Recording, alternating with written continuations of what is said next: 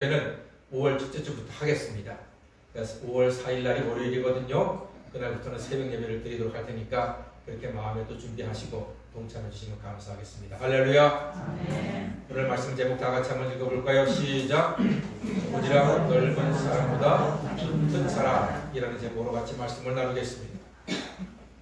세상에는요 참 사람들이 많습니다. 사람이 많은 만큼 각양각색의 사람들이 살고 있습니다. 다 다릅니다. 비슷한 사람은 있을지 몰라도 같은 사람은 없습니다. 얼굴도 다르고 성격도 다르고 같은 엄마가 해주는 밥을 먹는데도 싫어하는 것이 다르고 좋아하는 것이 달라요.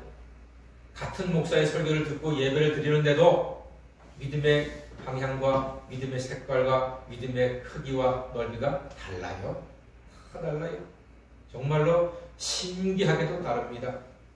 살아보니까 많은 사람을 겪어보니까 어떤 사람은 소처럼 멍하게 일하는 사람이 있고 어떤 사람은 애완견처럼 또 그렇게 좀 편안하게 사는 사람도 있습니다.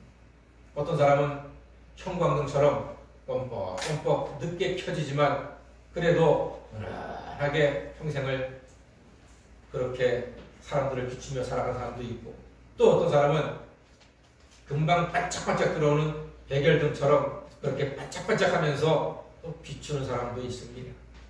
어떤 사람은 또 온실의 화초처럼 그런 또 은은한 향기를 내뿜는 사람이 있는 반면에 어떤 분들은 들에 핀 꽃처럼 혹은 들에 있는 풀처럼 그렇게 또 뜨겁게 치열하게 정열적으로 살아가시는 분들도 있습니다. 사람들은 다 다르게 살아갑니다. 그래서 성경에서는 우리 사람들이 사는 모습을 그릇에 비유를 합니다. 다양한 그릇이 있잖아요. 그래서 디모데후서 2장 20절 이하의 말씀을 보니까 큰 집에는 금그릇과 은그릇이 있는데 그것만 있는 것이 아니고요. 나무그릇과 질그릇도 있어서 어떤 그릇은 귀하게 쓰이고 어떤 그릇은 좀 천하게 쓰인다 이렇게 말씀합니다. 그래서 이런 것에서 자기를 깨끗하게 하면 여러 가지 죄악 가운데에서 있는 그런 모습들에서 자기를 깨끗하게 하면 주인의 쓰심에 합당하며 모든 선한 일을 행하기에 잘 준비된 그릇으로 귀하게 쓰인다 성경 말씀에 있거든요. 그러니까 우리가 한평생 살아가는 사람으로 우리 존경하는 부모님들을 통해서 이 땅에 태어났는데 기왕이면 저는 저와 여러분들이 귀한 그릇으로 복된 그릇으로 그렇게 살아갈 수 있게 되기를 간절히 소망합니다. 자, 그렇다면 어떤 그릇이 귀한 그릇일까? 오늘 이 성경 말씀에는 주인의 쓰심에 합당한 그릇이 그것이 바로 귀한 그릇이고 선한 그릇이라는 것입니다. 질문 하나 드리겠습니다. 여러분 비싼데 장식장에 몇 년 동안 가만히 모셔두고 있는 그런 그릇이 귀할까요? 아니면 조금 저렴한데 주인이 매일매일 살림하는데 쓰는 그런 그릇이 귀한 그릇일까요? 어떤 그릇이 귀한 그릇일까요? 예, 그렇습니다. 비싼 그릇이 귀한 그릇이라 생각할 수도 있습니다만 성경 말씀대로 하잖아요. 그것은 주인께서 귀하게 쓰는 그릇, 자그마한 종직 그릇, 혹은 쓰레받기, 혹은 쓰레기통, 주인이 매일 쓰잖아요. 그렇게 매일 주인이 필요해서 쓰는 그릇이 귀한 그릇이라고 성경이 말씀하고 있습니다. 물론 오늘 성경 말씀 그대로 하면은 깨끗하게 하는 자기를 예수 그리스도의 십자가 흘리신 보혈로 자기를 깨끗하게 되고 자기가 죄사함 받고 하나님 자녀가 되었음을 믿는 그 사람, 그의 영이 깨끗하게 됨으로써 하나님께서 그를 영원토록 정결한 천국 백성으로 인쳐주시고 그에게 큰 은혜와 복을 내려주실 줄 믿습니다. 자, 그러한 그릇이 된 우리들입니다. 그런데요, 예수님께서도 사람들을 그릇으로 쓰셨습니다. 예수님의 제자는 전부 몇 명이었습니까? 12명이었습니다. 예수님이 12제자를 부르셨는데 이 12명의 제자가 많을까요? 적을까요? 많습니다. 어떻게 합니까? 우리가 교회에서 구역장님들 일하다 보면은 구역원 서너 명, 대여섯 명 가지고도 쩔쩔맬 때가 있잖아요. 그런데 예수님의 제자가 12명이니까 이건 결코 적은 숫자는 아닙니다. 아, 교회가 수천 명이 되는데요. 목사들이 욕심이 많아가지고 수천 명씩 교인을 끌고 모으고 있지만 사실은 그런 모습은 합당한 모습은 아닙니다. 물론 나쁜 것도 아니에요. 그러나 중요한 것은 예수님께서는 12명의 제자를 선택을 하셨다. 우리는 그 숫자의 의미에 관심을 좀 가져야 됩니다. 12명의 숫자, 가만 보니까 성경에는 12명의 12라는 숫자가 상당히 많이 나와요. 이스라엘의 지파가 12이고 예수님의 제자가 12이고 이유가 있습니다. 예수님께서 왜 제자를 12명을 세우셨는가? 예수님의 목적은요, 많은 세상 사람들이 자기 죄를 회개하고 죄사함 받고 영생을 얻게 하는 것이 예수님의 제1하는 목적입니다. 그런데 죄사함 받고 구원받아야 할 사람들은 어느 한 곳에 몰려있는 것이 아니라 사방팔방에 흩어져 있습니다. 사방팔방, 사방 더하기 8방 하면 몇 방입니까? 12방이에요.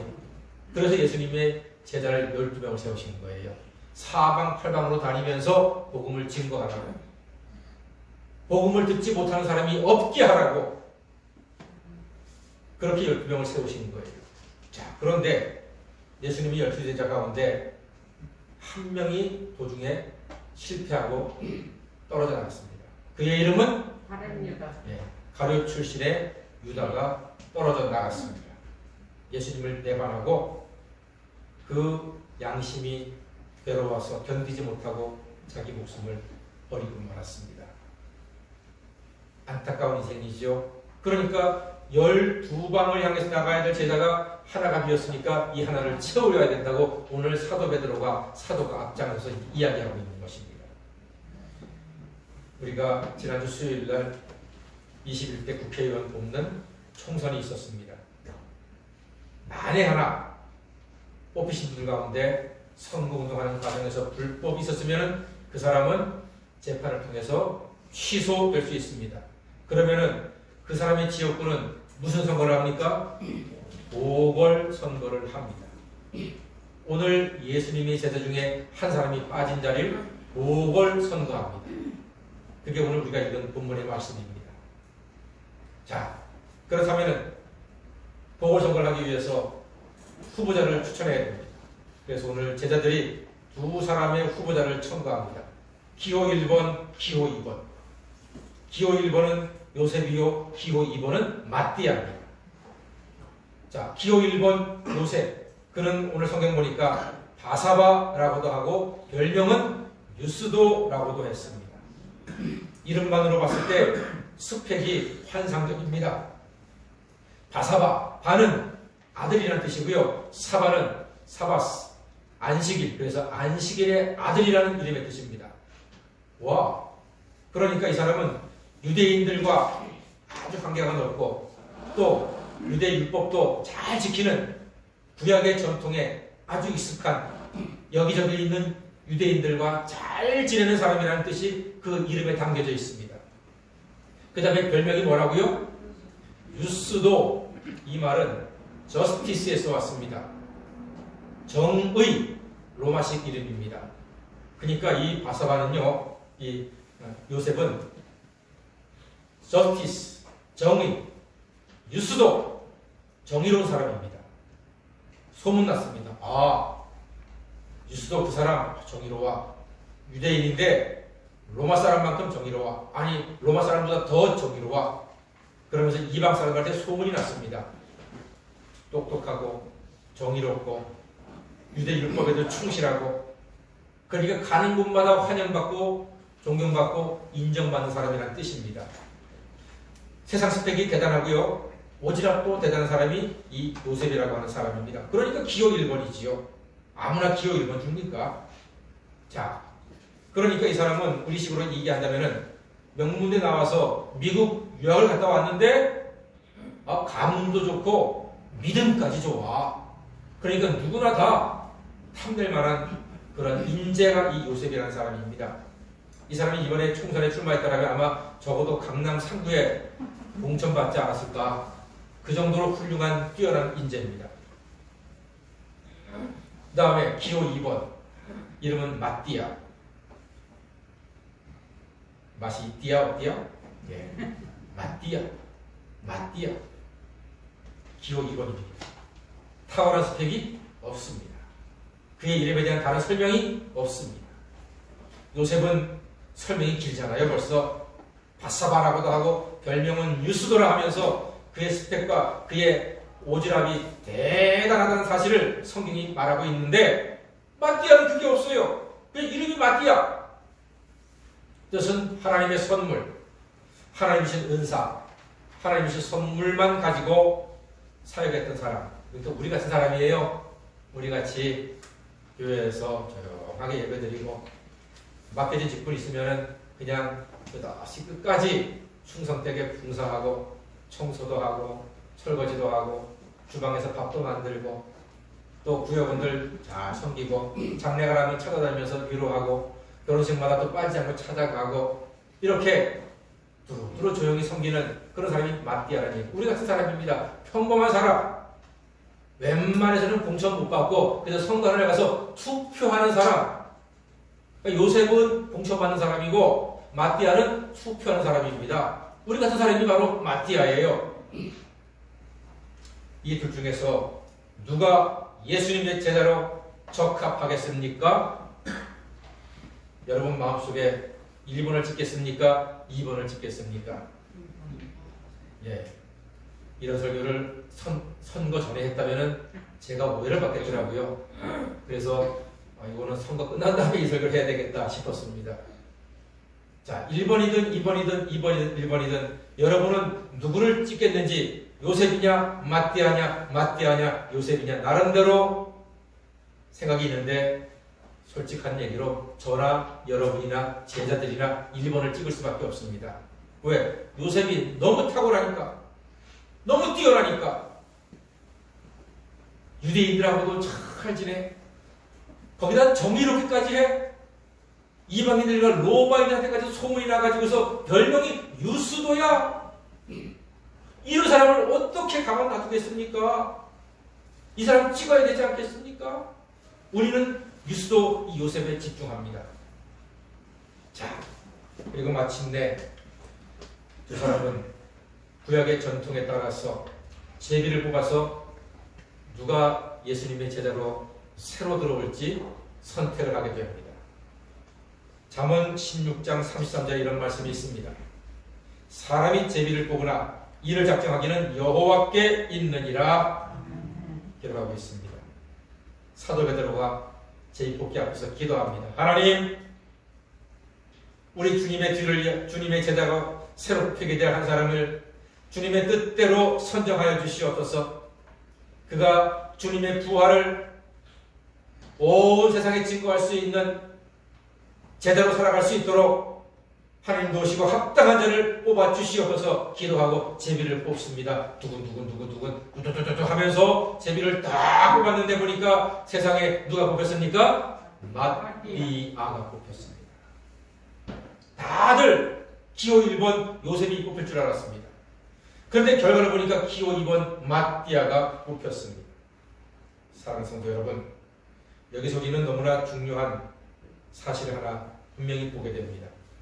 하나님께서는 세상 스펙 탁월한 요셉보다 하나님 주신 은사대로 헌신한 마띠아를 선택하셨습니다. 그러므로 오지랖 넓게 사는 것 좋아하지 마시고 하나님을 깊이 믿고 하나님을 깊이 사랑하는 성복교의 교우가 다 되시기를 주의 이름으로 간절히 축원합니다. 하나님은요, 오지랖 넓은 사람을 물론 쓰시지요.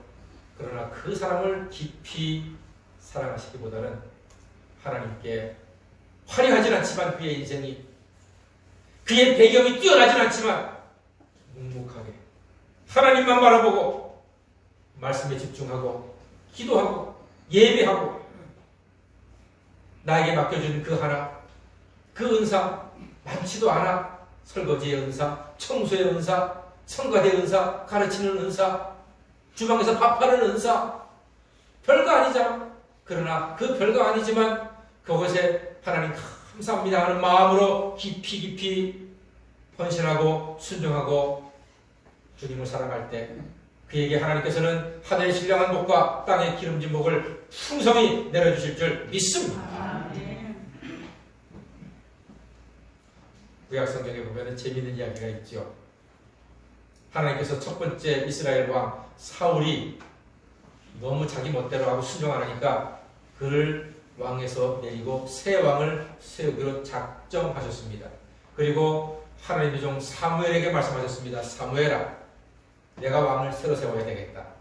네가 심부름 좀 해줘라. 무슨 심부름이요? 베들레헴으로 가라. 거기 가면은 이새가 있는데 그의 아들이 7명이 있다. 네가 면접을 좀 잘 봐가지고 왕을 좀 세워가라. 예, 하나님 알겠습니다 하고 미리 연락을 했습니다. 휴대폰으로 전화 걸어가지고 저 사무엘입니다. 제가 면접 좀 보러 가겠습니다. 그 집 난리가 났습니다. 사무엘이라고 하는 위대한 선지자가 자기 아들 가운데 왕을 세운다고 연락이 왔으니 아침에 머리하고 양복 입고 막 목욕하고 난리가 났습니다. 그래서 이제 면접 시간이 딱 되었습니다. 첫 번째 아들 엘리압이 착 들어왔는데 보니까 와, 대박. 얼굴도 잘생겼어. 키도 커. 거기다가 배우기도 많이 배웠어. 장남이야. 사무엘이 결정을 딱 내립니다. 이 사람이다. 한눈에만 했습니다. 하나님 감사합니다. 이 사람이군요. 그러니까 하나님께서 No. 사람은 외모를 보거니와 나 여호와는 중심을 보느니라. 스펙이 탁월한 엘리압이 아니었습니다. 둘째 아들, 셋째 아들 다 하고 사무엘이 이새한테 말합니다. 하나님께서 아니라 하는데 이제 아들이 더 없나요? 막내가 있는데 걔는 지금 양치고 있어요. 걔는 볼 것도 없는데 다시 한번 보시겠습니까? 처음부터? 아니 막내 한번 데려와봐. 막내를 데려오지 않으면 내가 아무것도 안 먹겠습니다.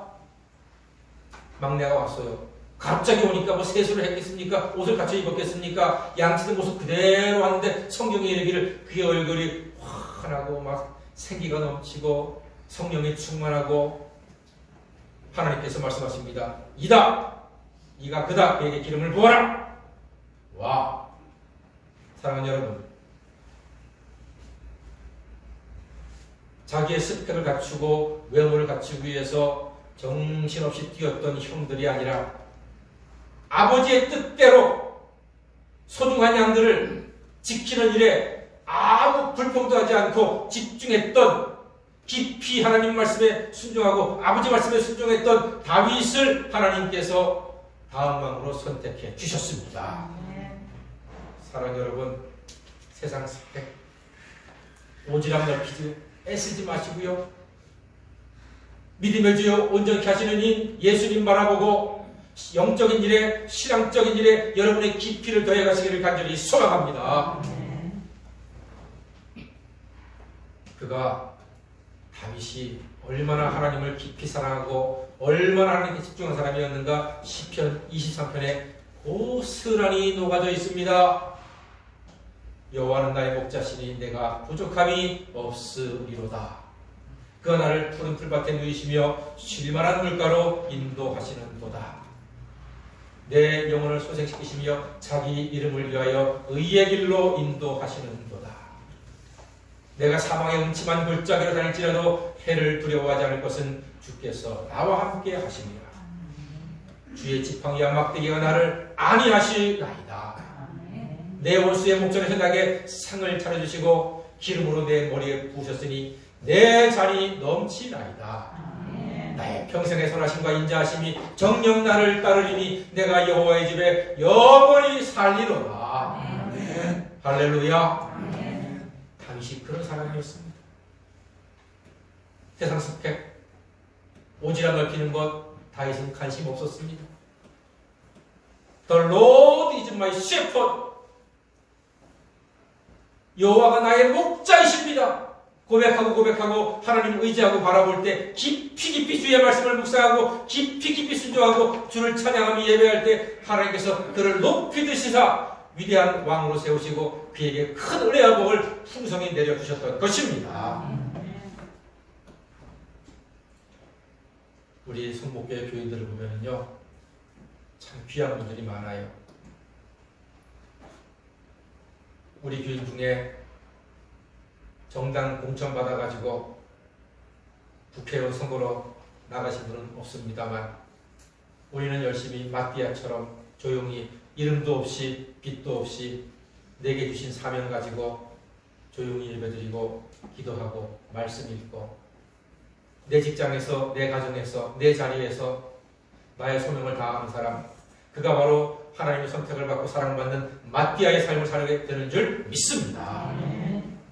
그래서 저는 우리 성복교회 교인들이 사랑스럽고 자랑스럽고 감사한 마음을 갖게 됩니다.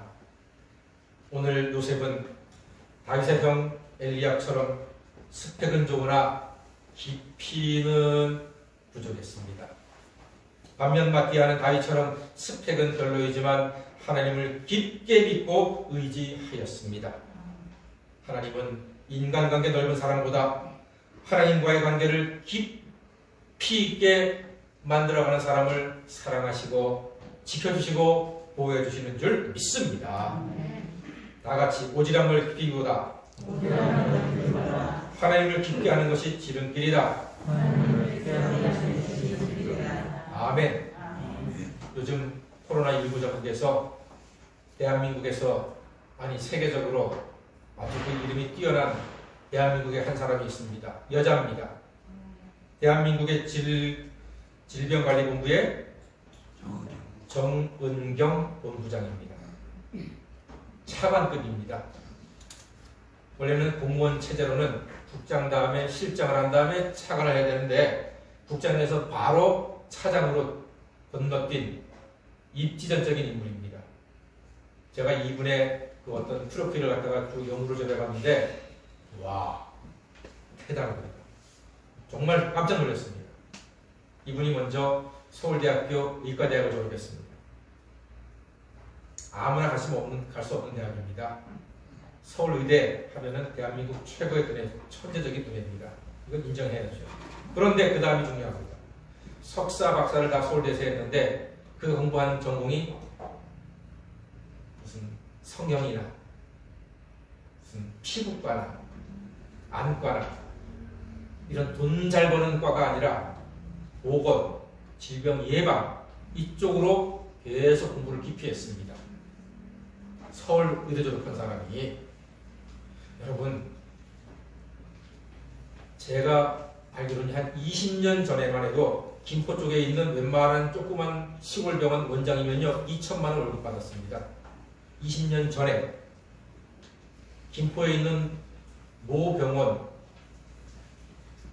이 병상 20개 때는 작은 시골병원 원장이요 2천만 원 월급을 준다고 합니다. 대학병원은 그 몇 배가 되죠. 근데 그분은 이 정경 본부장은요 공무원입니다. 여러분, 의사인데 의학박사인데 공무원이에요. 공무원 월급 뻔하지 않습니까? 대통령도 1,000만 원 조금 넘어요. 근데 이 차관이기 때문에 뭐 몇백만 원 되겠습니까? 물론 저보다야 많겠지요. 그래도 별거 아니거든요. 이 사람은 서울의대 시계를 나온 사람이 박사까지 해가지고서 질병관리본부에 들어갔다니 공무원이 됐다니까요. 그래가지고서 대학 때부터 지금까지 계속해서 대한민국 국민들의 보건을 위해서 질병 예방을 위해서 연구하고 공부하고 지금까지 깊이 한울만 파온 사람입니다. 그 덕분에 이 정은경 본부장 덕분에 우리나라가 지금 이 세계에서 어떤가는 이 코로나를 다스리고 치유해 나가는 과정 가운데 있게 되었다니까요. 정말로 고맙더라고요. 남들은요 여러분 서울의대 나왔다면요 화려하게 살아가지 않습니까? 웬만한 시골 병원의 원장으로 가도요 3, 4천만 원 이상 월급 받는 사람입니다. 근데 고작 500만 원, 600만 원 되는 월급 받고 지금 일하고 있어요. 이 사람은 보통 사람이 아닙니다. 그 TV 나올 때마다 피곤하고 힘든데도 끝까지 그렇게 하는 모습이 저는 정말 고맙더라고요. 아, 이런 사람이 있구나 우리나라에. 그건 저 개인적인 생각인데 금년도 노벨 평화상이나 의학상은요, 저는 우리 정경 본부장이 받아야 된다고 생각합니다. 저는 이 사람이 그럴 자격이 있다고 생각합니다. 제가 노벨위원회 위원장이라면 이 사람 줍니다. 근데 저 사람들은 그런 생각이 없어요. 그만큼 뛰어난 사람입니다. 제가 책을 읽는데 이런 얘기가 있더라고요. 멋진 글귀가 있었습니다. 우리 사람들은 다 자기 우물을 파는 사람들이거든요. 인생의 우물을 파는 거예요. 다. 세자 우물은 식물이 먹어요. 6자 우물은 동물이 먹어요.